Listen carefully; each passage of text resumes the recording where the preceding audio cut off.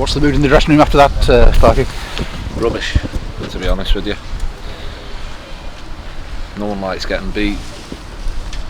The first half was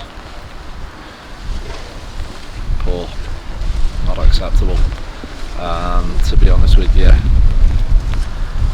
we can't keep coming out here and saying that. It's happened too many times, and we get into the business end of the season where we need players to be reliable, to stand up and be counted, and at the minute there's not enough doing that. The boss made his thoughts clear, I think, after the Newport defeat, didn't he? And he's made changes today in the side, and said it's not good enough. Do you expect players to stand up in those situations? Yeah, of course you do. It's a prerequisite of going out there and playing a football match, working as hard as you possibly can, competing for every ball, and having the drive and the determination to be better than the individual you're playing against.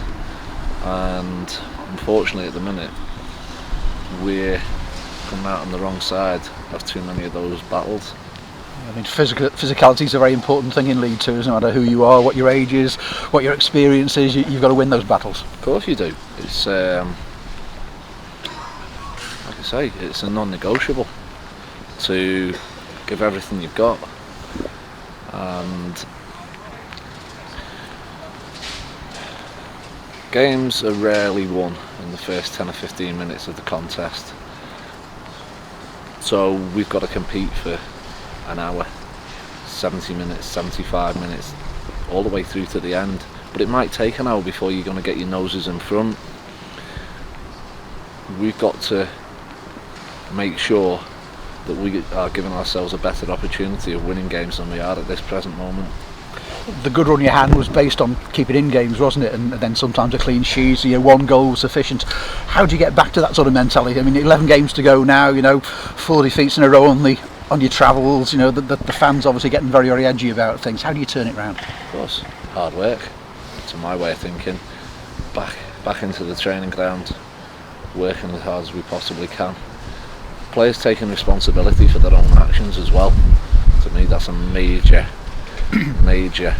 starting point. It should always be the case that players take responsibility for their own actions, their own performances. They don't look anywhere else other than their own doorstep.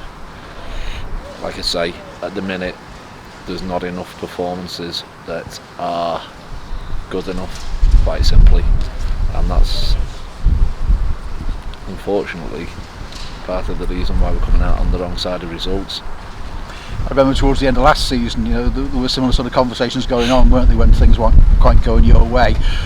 You've got to turn it around and quickly. Yeah, of course you do. Like you say, there were similar conversations at the back end of last season, and we don't want that to become a common theme with Tranmere Rovers.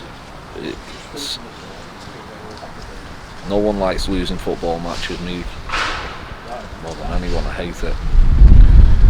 And fans travel in the numbers, support us fantastically well, and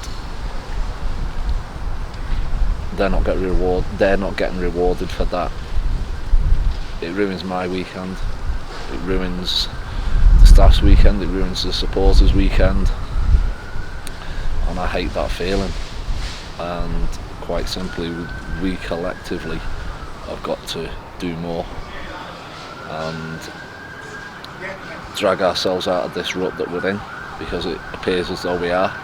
Let's make no mistakes about that, and it's going to take some hard work, it's going to take some determination, and it's going to take players standing up and being counted and being responsible for their actions.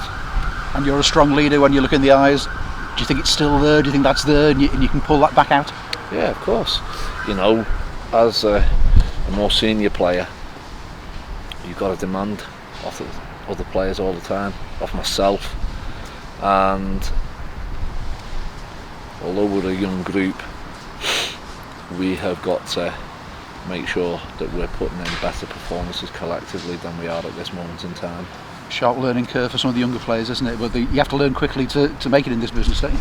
Sink or swim. You've got two options, live or die. And at the minute, we're not doing enough. to make sure that we realise collectively that we've got two options, and you've got to do whatever is necessary to win your duel, your battle. And if we have enough players doing that on the pitch, we will win more games than we don't. Yeah, I've got points on the board, haven't you? They've put you in this position, you don't want to throw it away. No, of course not. You know, we've got ourselves, or had ourselves, in a very, very good position. And like you say, we don't want to, in another, I don't know how many weeks it is, but come the end of the season, we don't want to look back and wonder what if. We've got to make sure that we've